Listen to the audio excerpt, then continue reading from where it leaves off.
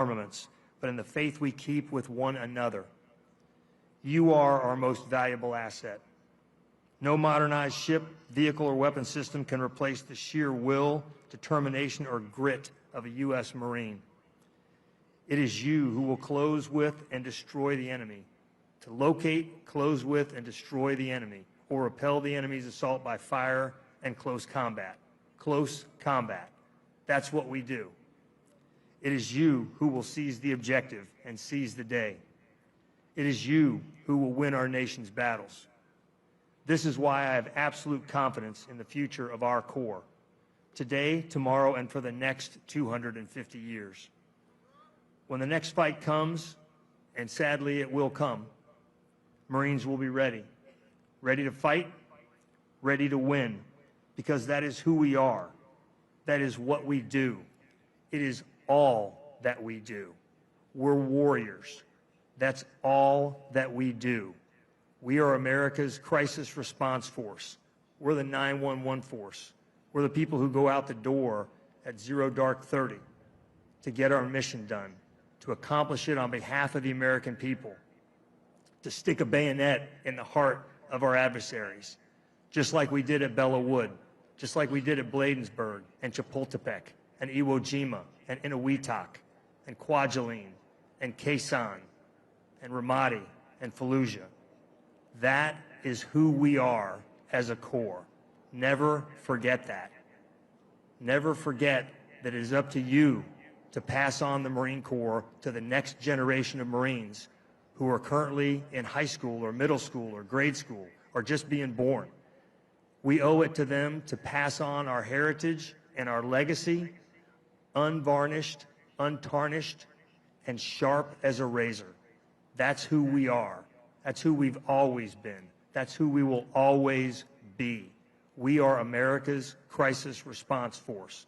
Don't ever forget that, Marines. Be proud of that Eagle Globe and Anchor that you wear tattooed onto your chest. You earned it. Only you can own it. Only a very few, are capable of earning the title Marine. I'm proud of each and every one of you. Thanks for being here today. Thanks for stepping up to serve when so many couldn't or wouldn't. Thanks for being Marines. Hoorah, Semper Fidelis. American soldier and American, beside my brothers and my sisters, I will proudly take a stand. When liberty's in jeopardy, I will always do what's right. Ladies and gentlemen, please welcome to the stage the United States Secretary of the Navy, John.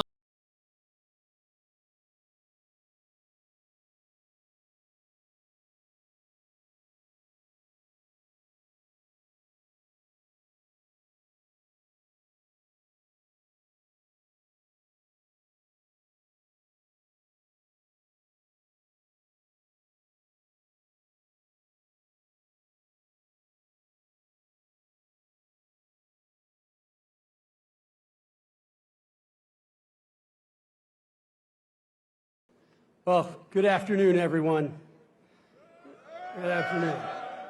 This is an incredible sight. I can't think of anything better than being here with thousands of Marines, sailors, and their families here on Red Beach, celebrating 250 years of the United States Marine Corps, the world's premier expeditionary force. Add to that what we just witnessed, an awesome display of maritime power. It really doesn't get any better. Thank you and well done to every single Marine, sailor, civilian, and partner who made this amphibious demonstration possible. Let's give them a hand.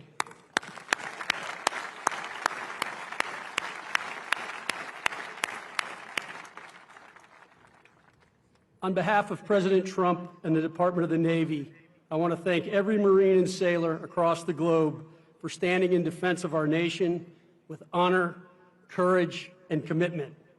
You carry forward a legacy that began in Tun Tavern in 1775, when a few tough men decided this nation needed a corps of warriors who would always be the first to fight. 2.5 centuries later, that decision still echoes across every battlefield and beachhead where freedom has been tested. Mr. Vice President, Thank you for your faithful service and your continued leadership, proving always that once a Marine, always a Marine. Secretary of War Hegseth, thank you for your continued service and for your unwavering advocacy for our sailors and Marines. Thank you as well to the Commandant, CNO, and to our senior Navy and Marine Corps leaders. And to members of Congress, state and local leaders, and distinguished guests, thank you for joining us today and for your continuous support. It is the privilege of my lifetime to stand with you as the 79th Secretary of the Navy, celebrating 2.5 centuries of the United States Marine Corps, the world's finest fighting force. From the frozen hills of Korea to Tripoli, from Belleau Wood to Fallujah, Marines have always been raised for the hardest jobs and entrusted with the most consequential fights. From the beginning, the Corps was built on conviction, on the belief that courage and character are the true measure of a warrior. As Major Doug Zembeck said, be a man of principle, fight for what you believe in, live with integrity, lead from the front, be valorous on the field of battle, and take responsibility for your actions. That is what it means to be a Marine, to live by a code that endures long after the battle ends, to serve with honor, and to stand firm when others falter. For 2.5 centuries, that spirit has carried the Marine Corps through every test and every generation, upholding a promise that when freedom is threatened, America will send its very best. And as Secretary of the Navy, I can tell you that promise is alive and strong. The Navy and Marine Corps team remains unmatched, a global force for peace through strength, ready for any challenge, anytime, anywhere. This legacy begins on the yellow footprints at Parris Island, right here in San Diego, and Quantico. That is where discipline takes root, pride is earned, and character is forged. Those qualities are why when the nation calls, Marines answer. They are why allies trust us and adversaries fear us. The line from those footprints to today's formations is unbroken. Marines carry the same courage forged at Guadalcanal, where the 1st Marine Division, hungry and exhausted, refused to quit and proved that grit and discipline win battles. When others said it could not be done, Marines said, "Watch us." Every generation of Marines has found new ways to fight and new tools to wield. Innovation is not a break from tradition, it is the continuation of it. The character of war is changing rapidly, but the character of Marines remains unshakable. The initiative, ingenuity, and grit that carried this force through every battle must drive innovation in every formation. The future belongs to those who adapt faster than the challenge before them. This is a challenge our Marine Corps and Navy team will win. Lieutenant General Victor Krulak once wrote, "Americans believe when trouble comes to our country, there will be Marines, and that when Marines go to war, they invariably turn in performance that is dramatically successful, not most of the time, but always." That trust was earned through action on every battlefield in every era by Marines who proved that excellence is not a slogan, but a standard. That conviction has carried Marines through 250 years of hardship and victory. And what we have seen here today proves it still burns bright. The Corps continues to deliver on its promise to the American people, standing as both the ideal and the standard to which the next generations of Americans can aspire. Because when it matters most, it is not technology or equipment that wins the day, but the dependability, decisiveness, and character of the Marine or sailor who wields it. One of our greatest weapons has always been and will always be the United States Marine. As we celebrate 250 years of the United States Marine Corps, we look forward as much as we look back. We honor not just the Marine Corps history, but its spirit, the unbreakable will that defines every Marine who has ever worn the Eagle, Globe, and Anchor. The next chapter will be written by Marines, just like you who fight in new domains, face new challenges, encounter new threats. To every Marine here today, thank you for carrying a legacy 250 years strong.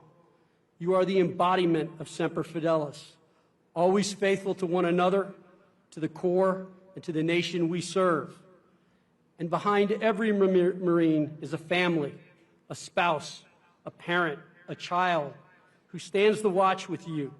They endure the deployments, the moves, the missed birthdays, the late night calls, and the endless goodbyes.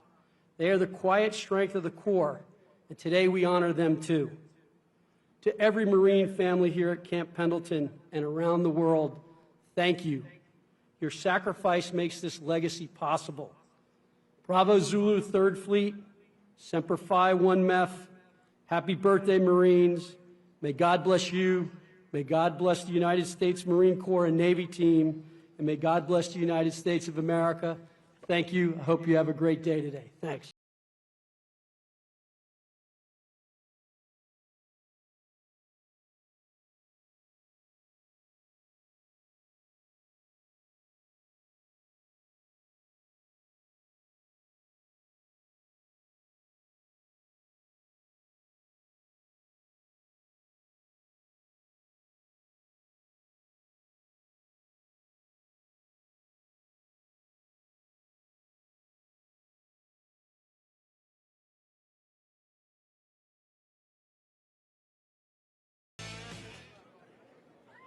Ladies and gentlemen, please welcome to the stage the United States Secretary of War, Pete Hegseth.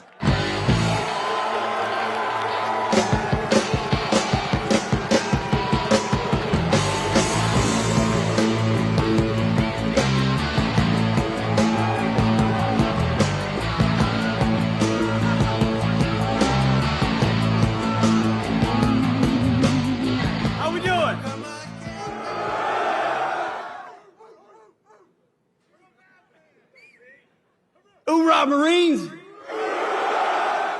Man, that is beautiful. Let me just say, this might be one of the most beautiful sights I think I've ever seen. In fact, I'm not supposed to say this. I'm really not. But I think you guys might be my favorite. Don't tell anybody. Marines, it's great to see you. It's an honor to be here. Chief, Commandant, Secretary of the Navy, thank you. It's an honor to be at Camp Pendleton. And looking out at these Marines today and the Navy SEALs I had a chance to do PT with this morning, you know, I do PT all around the country now with the troops, and it's turned into Smoke the Secretary. It's clear to me why President Trump says all the time we're the strongest, most powerful, most lethal, and most prepared military on the planet. Because you are that strength. You are that power. You are that lethality. And you are prepared. And President Trump's going to make sure it stays that way. Being here with you is the perfect way to mark 250 years of the beautiful and beloved United States Marine Corps.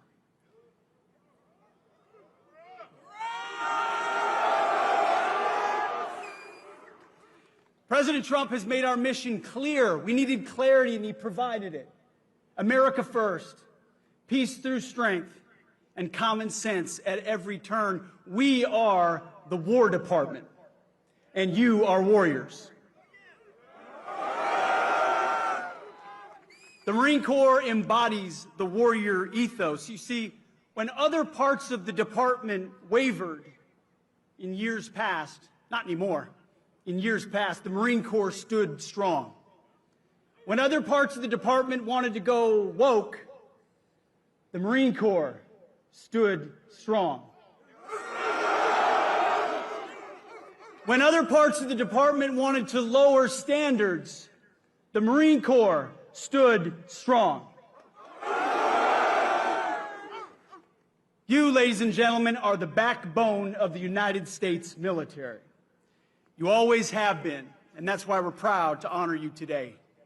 250 years ago, Major Samuel Nichols formed the Continental Marines. The next year, the Marines won the Battle of Nassau, capturing 2 forts from the Brits. Since that day, the very mention of the Marine Corps stirred panic in the hearts of our enemies. From the halls of Montezuma To the shores of Tripoli, Marines have been the tip of the spear of our armed forces and the vanguard of the fight for freedom, just as they are right now in the Caribbean. Let's hope the wrong people don't FAFO around there. In the most critical battles our nation has ever faced, it is often Marines, forged by unique traditions and tough-as-nails training, who land first. And they volunteer to put themselves in harm's way. Thanks to the blood and sweat of men who came before you, every American knows the truth of the phrase. It's not just a phrase, it's a way of life for all of you. Semper Fidelis, always faithful. You see, because I look out at this crowd, I see a lot of different types of faces. The truth is, your diversity is not your strength. It never has been. Your strength is in your unity of purpose. It's in your shared mission. It's in your oath to the Constitution. It's the bond that turns individuals into single-minded fighting units. You see, you are set apart. You're not civilians. You're devil dogs, leathernecks, United States Marines. Hoorah! You are set apart for a distinct purpose. You kill bad guys and break things for a living. You close with and destroy the enemy for a living. And as we mark the 250th birthday of the Marine Corps, take a moment and remember where you are in the great American story. Everybody likes to talk about 1776, and that was a pretty important date, but we're not here without 1775. When Americans were willing to stand up and pick up a rifle and say, "We will live free." That spirit lives in all of you.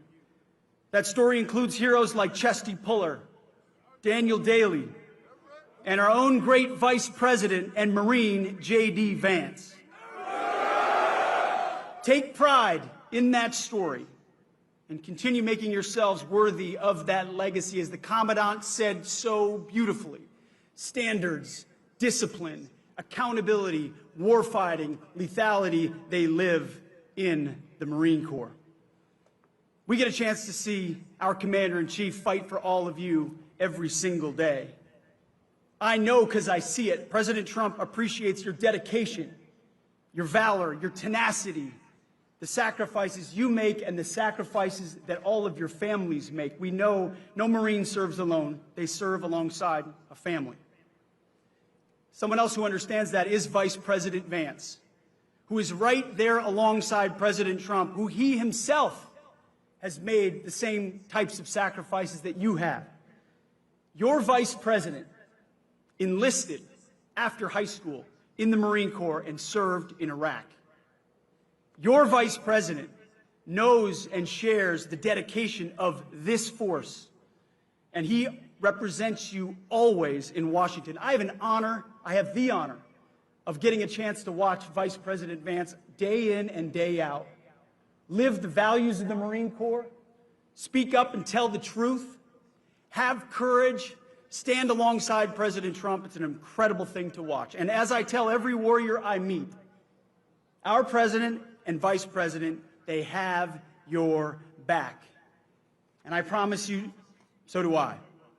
Support from the top is all I ever wanted when I was a young infantry lieutenant in Iraq, or in Afghanistan, where my boss actually happened to be a Marine.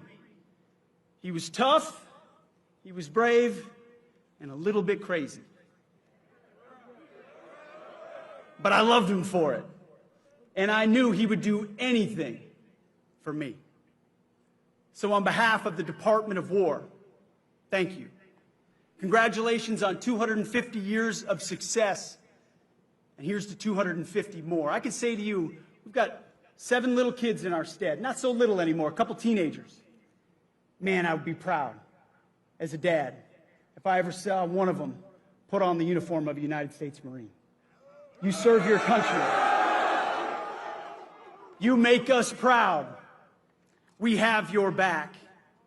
God bless you, God bless our Marines, and may God bless our great republic. Godspeed. Thank you.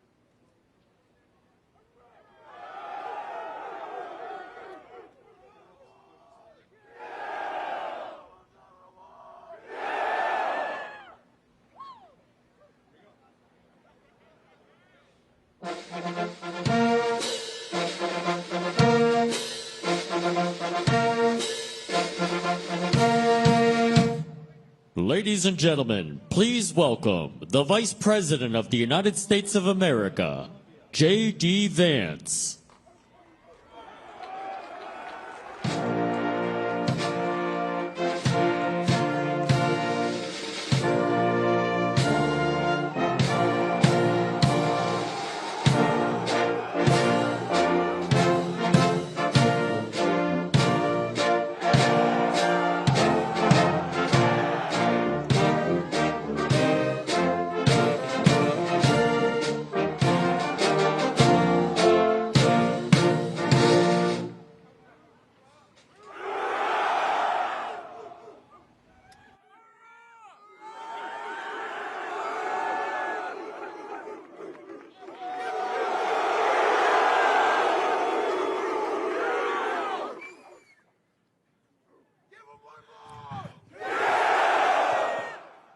Hoorah, Marines!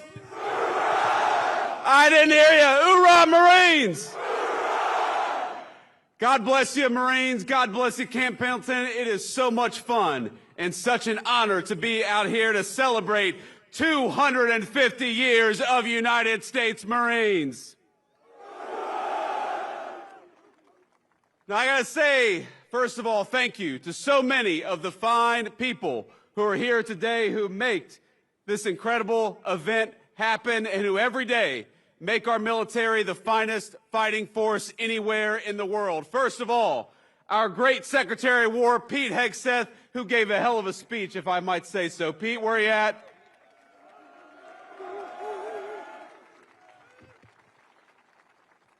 Now, he is a soldier, but are we proud of our Secretary of War, Marine Corps?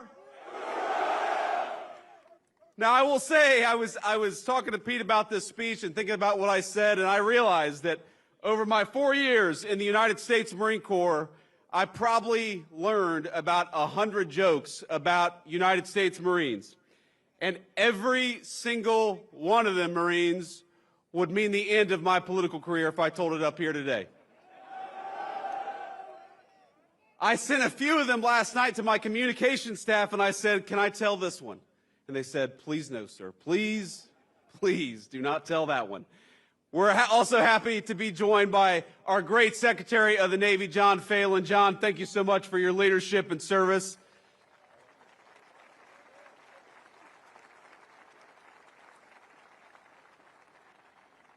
I got to give a shout out to my beautiful wife, our great Second Lady, Usha Vance, with the Marine Corps hat.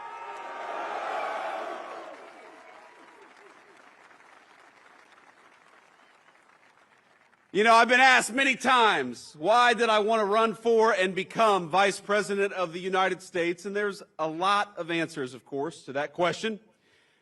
I wanted to serve our wonderful Commander-in-Chief, President Donald J. Trump, and I know we're proud of him. And of course, I wanted to serve the American people and make their lives better, but really, deep down, I wanted the Commandant of the Marine Corps to have to salute a member of the E4 Mafia, and now he has to.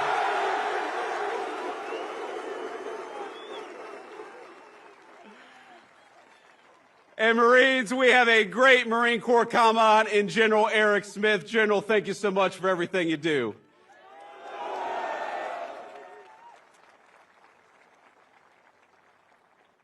We got General Daniel Taylor. Where's General Daniel Taylor? Apparently he was sick today. We have got Admiral Gavin Duff here. Admiral, thank you for your service, sir.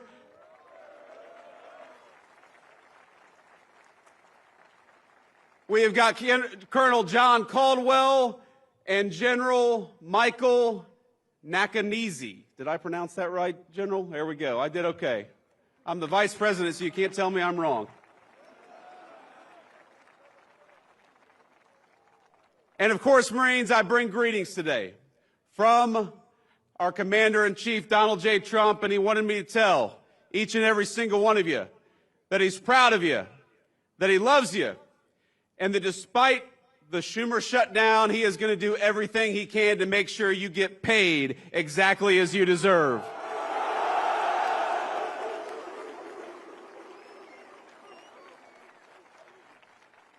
Now, I know we're here to talk about the Marine Corps, but I got to get just a little political because congressional Democrats seem to want to keep the government shut down, even though it would mean that a lot of you would not get your paycheck. But as I told the president just a couple of days ago, I said, sir, we have got to figure out how to pay these Marines, both for their sake, but also, of course, because if we don't pay our enlisted Marines, every bar in Southern California is going to go out of business, and we don't want that.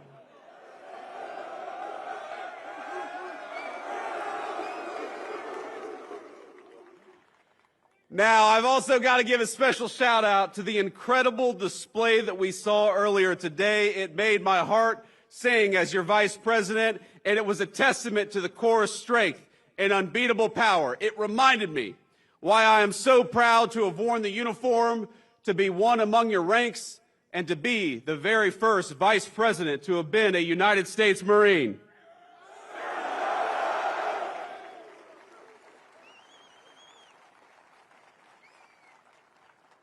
Now, for us East Coast Marines, Camp Pendleton has always had a special place in our imagination. We heard the stories of the back-breaking hikes you all had to do, the West Coast Marines had to do in Camp Pendleton.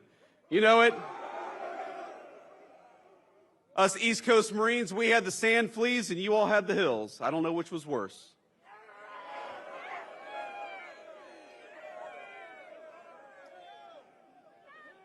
These guys behind me have opinions.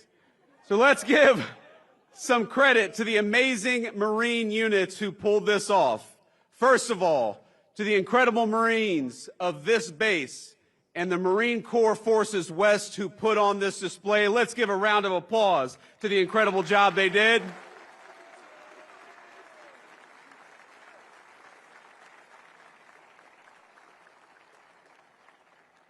And I want to talk about some of those units because you all made me so proud. I know we must have some Marines from the 1st Marine Division. Where are you? You all did a hell of a job. How about the Marines from the 3rd Marine Air Wing? I know we have some Marines from the 1st Marine Logistics Group, the lifeblood of the fight. Where are you all at? We've also got Marines from the 1st Meth Information Group, the brain of the fight. Where are you all at? And we've also got, of course, men and women from Marine Corps Installations West, the folks who keep the home front. Where are you, Marine Corps Installations West? There we go. Now, I know you all know we cannot leave out our brothers and sisters of the sea, so we're proud to have all the sailors of the Navy's 3rd Fleet here to celebrate 250 years of Marines. Thank you.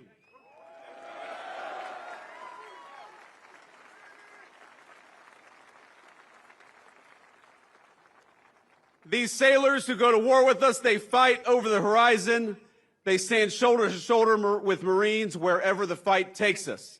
And if any group shares in the glory of the Marines' 250th birthday, it is our beloved Navy Corpsmen. Let's give a shout out to the Navy Corpsmen out there. We love them.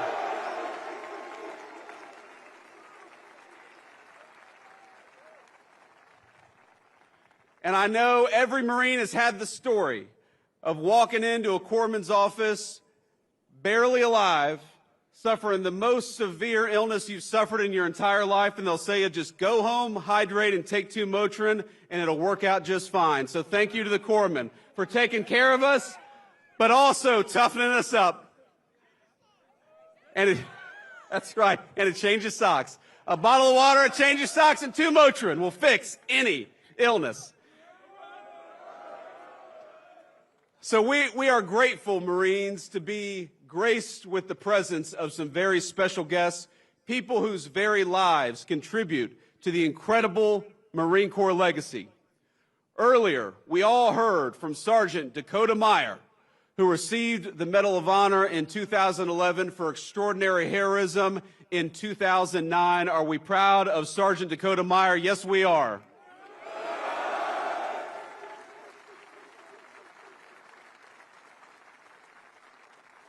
And despite the constant rain of enemy fire, then Corporal Meyer made multiple runs across an ambush zone that day.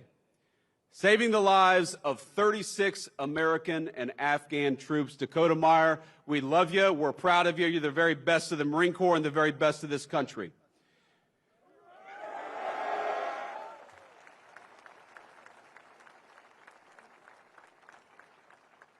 We are also honored to be joined by American hero Charles Cram, who was a Navy corpsman attached to the 5th Marine Division when it landed at Iwo Jima.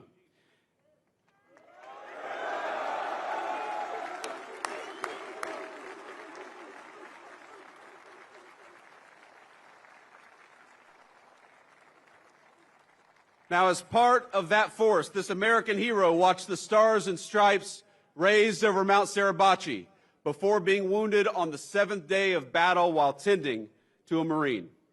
For his valor, he was awarded the Silver Star, the Bronze Star, and the Purple Heart. Sir, we love you. Thank you for your service.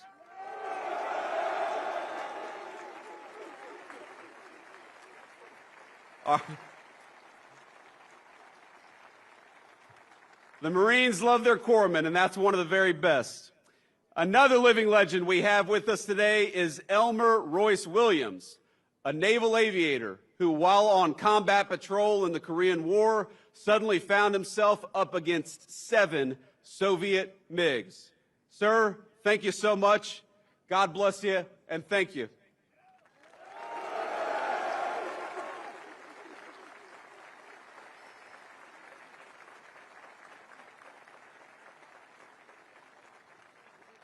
Now we're going to let the brave lieutenant take a seat, but I got to talk a little bit about him. I got to brag on him, because despite the odds, Lieutenant Williams took down 4 of them in a single 35-minute dogfight, the longest dogfight in naval history, a record I believe that still stands to this day. Hoorah!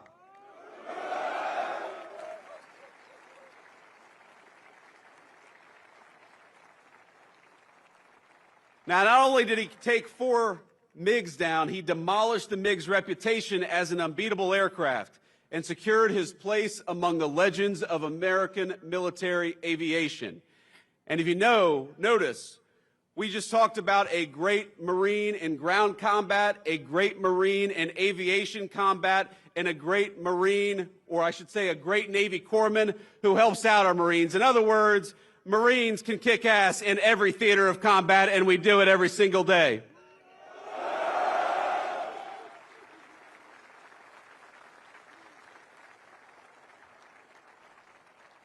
And I finally got to give a shout out to my dear friend, recently retired Master Sergeant Charles McKelvey. Chase, where you at, man? Love you. Oh, he's got a beard already. Look at that. He's been out of the Marine Corps for 3 months. He's already got a beard longer than what I got. Now, Master Sergeant McKelvey and I served together at Cherry Point when we were both very young Marines, and we've been good friends ever since. I call him Chase. Other Marines will tell you Chase is an extraordinary person, the smartest, kindest Marine you'll ever meet, and those are descriptions I can personally attest to.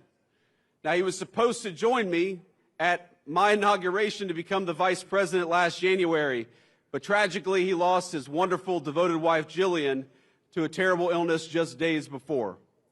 So I want to tell you, Chase, in front of all these Marines, we're proud of you. We're thankful for you. I'm sorry I couldn't see you in January, but I'm glad to see you today, my friend. I love you. Semper Fi.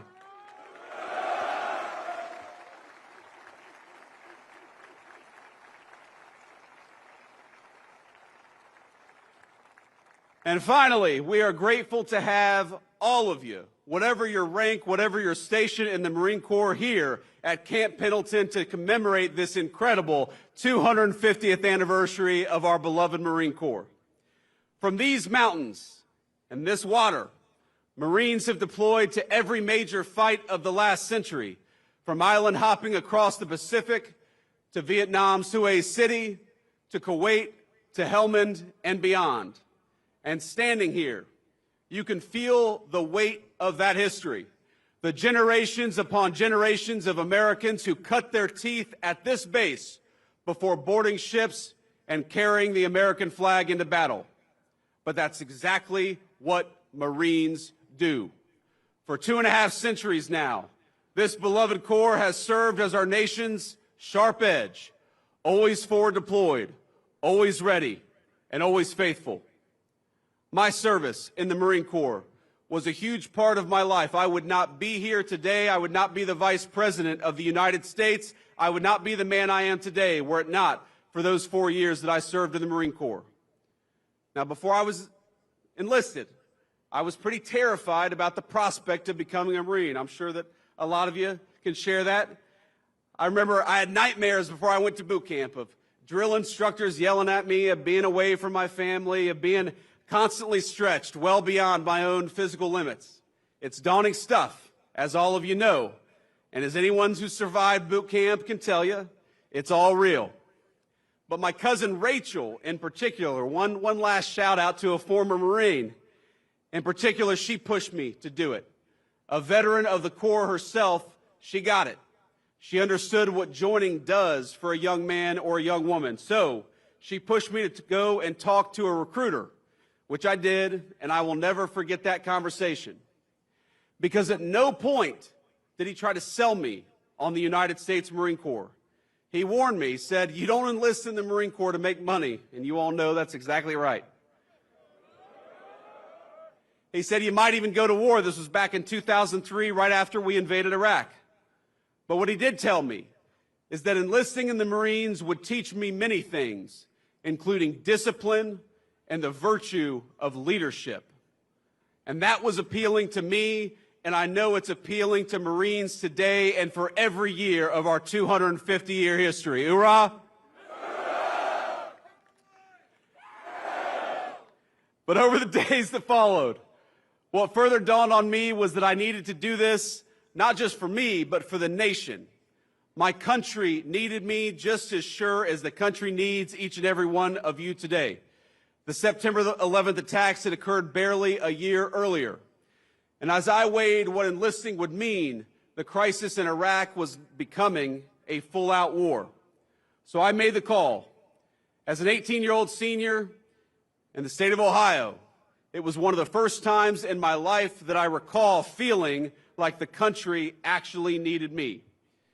And when I realized I had a responsibility to something so much greater than myself or even my family, and I had an obligation to act on that feeling of duty. And I know that's something that animates every single one of you, whether you're a private or a general. That spirit of service has been the spirit of the Marine Corps for 2.5 centuries.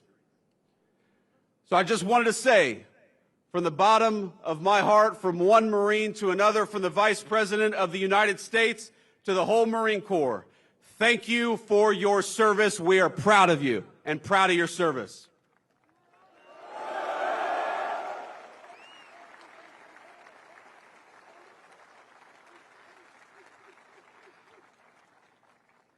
And I'm here today because I want to talk a little bit about the great Marine Corps tradition, 250 years of it. I want to talk about the tradition that all of us standing under this bright California sun, and man, it is bright, we all chose, however many years ago, to adopt that Marine Corps tradition as our own. A tradition in that just 3 short weeks will reach its 250th year. Now, as many of you in this audience know, the Corps found its origins in the autumn of 1775. And a venue may be familiar to you, a bar in Philadelphia called Tun Tavern. The very first bar in the United States of America that would come to regret serving United States Marines. So here we are in Tun Tavern almost 250 years ago. And what we did in that moment was we answered the call of service. Because even before we had a Declaration of Independence, the Continental Congress organized an army and a navy to fight the British, but they recognized they needed something a little bit extra. They needed a force that could fight just as comfortably on land as it could on sea, that was able to move fast, strike hard, and hold its ground. So on November 10th, 1775, Congress resolved to raise 2 battalions of Continental Marines. Captain Samuel Nicholas established that first recruitment drive at Tun Tavern in Philadelphia in search of a few good men. He was seeking young, able-bodied citizens, men who relish the opportunity to fight tyrants, yes, but more importantly, who were eager to answer that first call of duty of a young nation. Just a few months later, Captain Nicholas was personally leading those Marines in a daring raid on New Providence, saving British forts and supplies in the Bahamas. And 2 short years later, the Marines joined forces with the legendary John Paul Jones, the father of the American Navy, beginning a great tradition that has survived the entire term of our Marine Corps, that when the Marines and the Navy go to war together, they always fight well and they always win.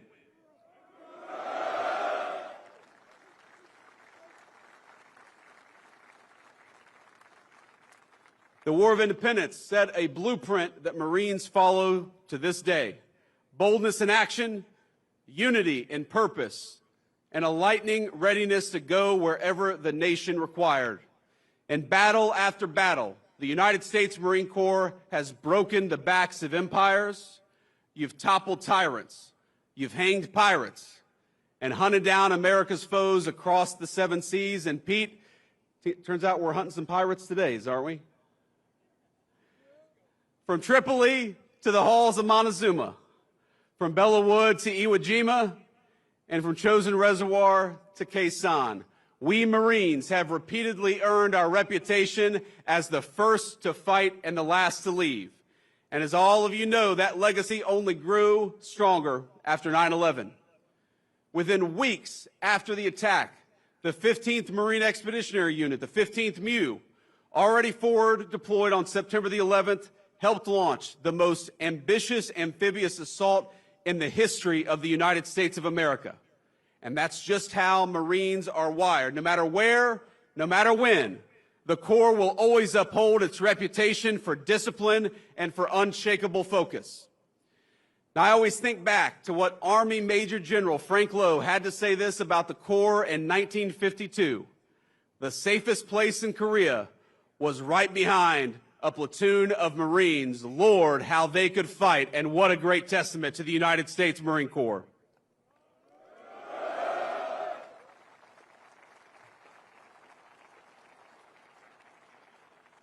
Because while the world keeps changing, new weapons, new threats, and new ways in which we wage war, the nation will forever need the United States Marine Corps. And in the Trump administration, we know that the work you do, protecting our country, putting your lives on the line to defend our way of life, is at the heart of Marine Corps service. Now, when officials try to shift focus to mandating diversity quotas, or they try to inject partisan politics into the American armed forces, they impede the Marine Corps' ability to do its best work. And that's why the Secretary of War and the President of the United States have stood so firmly against that crap. Because when you can't operate at your best on the battlefield, it puts everybody's lives at risk. And it's why we're recentering the focus of all of our military, including the Marine Corps, on those timeless values of discipline, readiness, and faith in one another. Now, I remember when I was a young recruit in boot camp talking about how politically correct things got maybe over the last few years, and I compare it to my time in the Marine Corps. I remember I was lining up as a young recruit to go to church one Sunday morning, and back then there were 2 lines. There was the Catholic line, and there was the Protestant line. And I remember we all get into our lines, and there's one recruit who's just kind of standing there by himself. And you know, the folks watching on TV may not realize that Marines refer to themselves in the third person when they're in recruit training, because you haven't earned the title of United States Marine, and so you have to say this recruit instead of I. And so you've got this one recruit standing out there by himself, and the drill instructor says, "Hey, what the hell are you doing?" And the recruit says, "This recruit is an atheist." And the drill instructor says, "Bullshit, get in the Catholic line."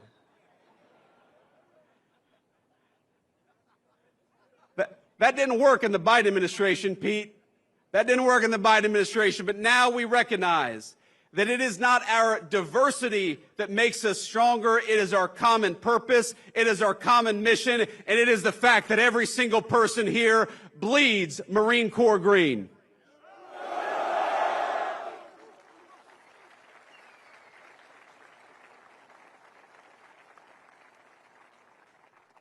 And I think that all of you should realize that from the President of the United States on down, this government is proud of you. It's proud of the tradition of the Marine Corps, and it's proud of the fact that that great tradition has custodians in each and every single person here, each and every single Marine who is serving today. And I hope that the proud Marine Corps tradition, you heard Pete talk about this, Chesty Puller, Dan Daly, John Basilone, all of these great Marine Corps heroes, they should inspire you through their action to be the very best Marine in the future that you can be.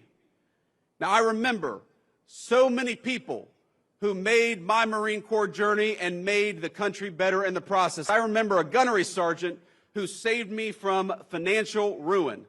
I was a young Lance Corporal, and I was going to go to an off-base car dealership and buy a used car with a low dealer-provided interest rate of 22%.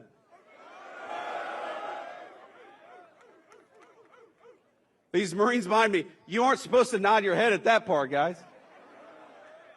No 22% interest rate. So I had a gunny who was like, look, stop being a dipshit and go to Navy Federal Credit Union, get a better interest rate, and then go and buy a car. And that's exactly what I did.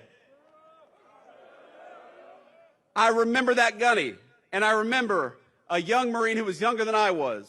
Chase knows who I'm talking about, a Puerto Rican Marine who grew up in New York City. You too, huh? A man I thought I had nothing in common with, but who I learned bled Marine Corps green just like I did, and who came to my inauguration as Vice President of the United States. I remember a Marine I served with, a guy whose political beliefs you might call far left, but despite the craziness of our politics today, remains one of my best friends and is a man I would trust with my life. I remember the Marines raising the flag over Iwo Jima, etching in American memory the importance of respecting and honoring our beautiful national symbol. I remember all my friends from the Marines, men and women, some of whom retired and some of whom made the Marine Corps proud in the civilian world. I remember General Chuck Krulak, who I met at my cousin's boot camp graduation. He was the 31st Commandant of the Marine Corps, and I was probably 14 years old, and I was taller than he was. But he was tough as nails. I met him as Vice President, by the way, just a few months ago. He's still very short, and he's still tough as nails, and he still loves the Marine Corps as much as he did on his first day of service. Now, he had a phrase, I'm sure you guys have heard it. He said that the most important thing the Marine Corps does for this nation is to win battles and to make United States Marines. Today, we remember a fallen Marine from the 3rd Marine Air Wing who died not far from here on a training mission. He died so recently, as a matter of fact, I can't even say his name publicly, but I want all of us to know and send a message to his family that we remember them and we know that his Marine Corps service was not in vain. Let's give an hoorah for that fallen Marine.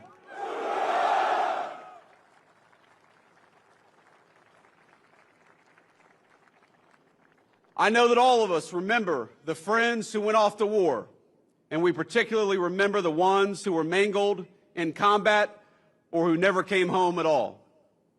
Every single one of you has memories like this. Every single one of you is lucky enough to have friends like mine. Within each of you is your own Marine Corps legacy burning every single day. And because of that, every one of our fellow Marines lives on. As Gunnery Sergeant Hartman in Full Metal Jacket, we like Full Metal Jacket, Marines? He said, but the Marine Corps lives on forever, and that means you live forever. Our motto, Marines, is Semper Fidelis, which means in Latin, always faithful. Though the shape of the battlefield will change, our nation will be just fine, so long as fellow Marines just like you remain faithful to that great Marine Corps legacy. My fellow Marines, you have the watch now. You honor that legacy by how you carry yourself in public. You honor it by how you treat your friends and family. You honor it by how you contribute to your communities, and most importantly, you honor it in how you fight and win the nation's battles. So from one vice president to an incredible United States Marine Corps, keep kicking ass, keep taking names. Semper Fidelis Marines, happy 250th birthday. God bless you.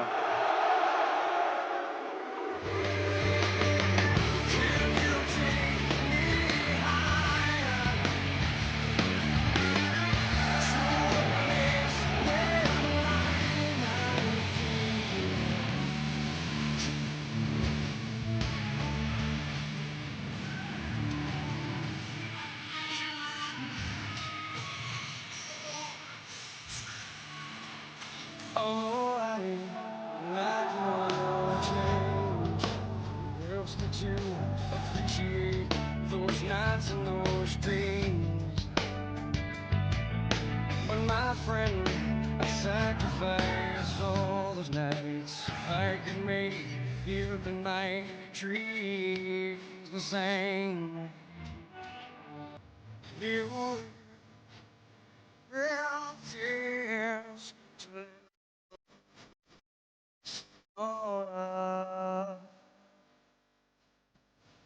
so it's good.